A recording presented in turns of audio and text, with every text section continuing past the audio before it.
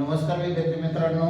तर आपण जे आहे बोर्डाचे क्वेश्चन 2 मार्काचे जे क्वेश्चन आलेले आहेत ते पाहत आहोत. त्याच्यामध्ये गणित भाग 1 लेसन नंबर 1. तर त्याच्यामधले जे काही आहे solve the following simultaneously equation, म्हणजे एक सामायिक समीकरणे सोडवा.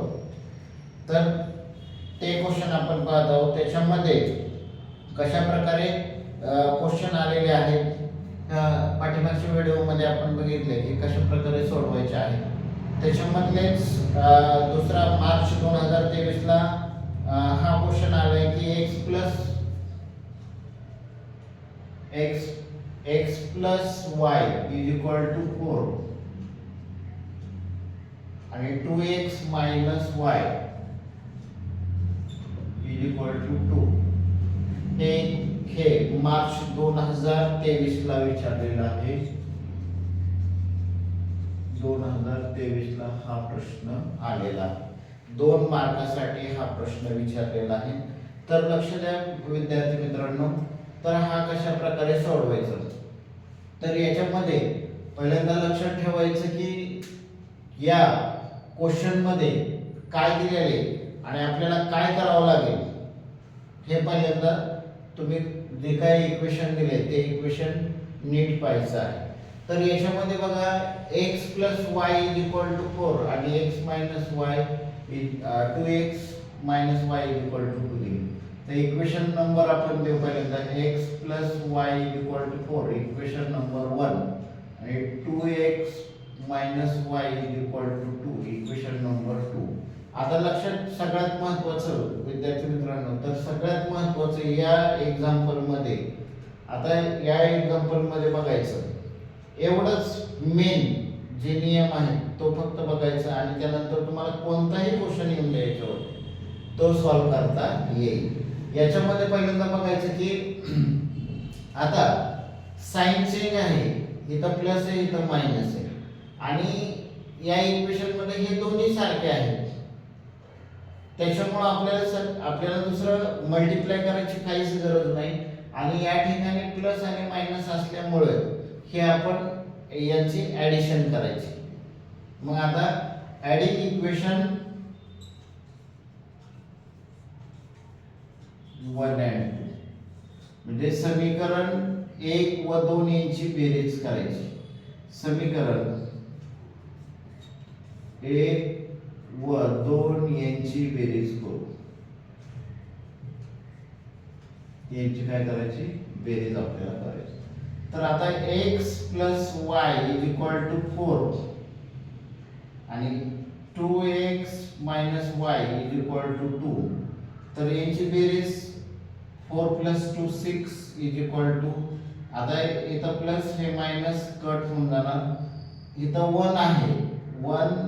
आता इथं बरेच मुलांची चुकी होती की इथं हे 2x घेतात, परंतु इथं लक्षात ठेवा इथं काय नाही दिलं म्हणजे 1 असतं. 1x plus 2x is equal to 3x आलं. म्हणजे आपल्याला काय मिळालं 3x इज इक्वल टू 6. तर हे इनटू आहे, या ठिकाणी मल्टिप्लाय आहे, तिकडे डिवाइड होईल. तर काय मिळालं आपल्याला 3x इज इक्वल टू 6. आता ही मल्टिप्लाय इकडे केल्यानंतर डिवाइड होणार म्हणजे x is equal to 6 divided by 3. 3 1 जा 3, 3 2 जा 6, x इज इक्वल टू 2. आता आपल्याला x ची व्हॅल्यू मिळाली. आता x ची व्हॅल्यू y मध्ये, म्हणजे आपल्याला y ची व्हॅल्यू काढायची, म्हणजे x ची व्हॅल्यू आपण इक्वेशन 1 मध्ये आपण ठेवू. मग आता substitute x is equal to 2 in equation 1 म्हणजे x बरोबर 2 ही किंमत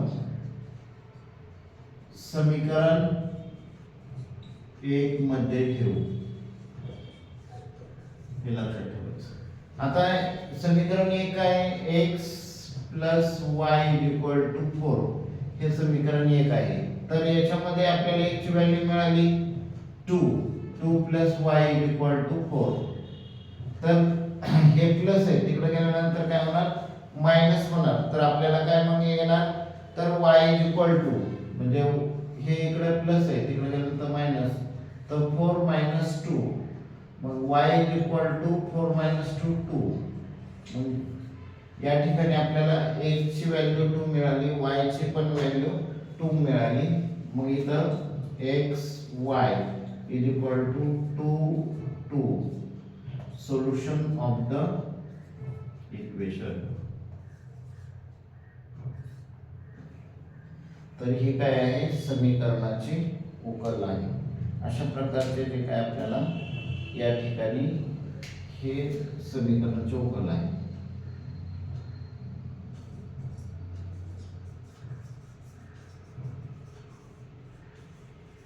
उकल आहे.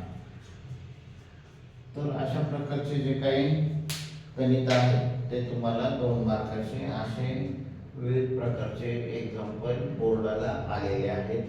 तर हा मार्च 2023 ला विचारलेला आहे. अशा पद्धतीने तुम्हाला x आणि y ची व्हॅल्यू काढण्यासाठी विचारले जाते.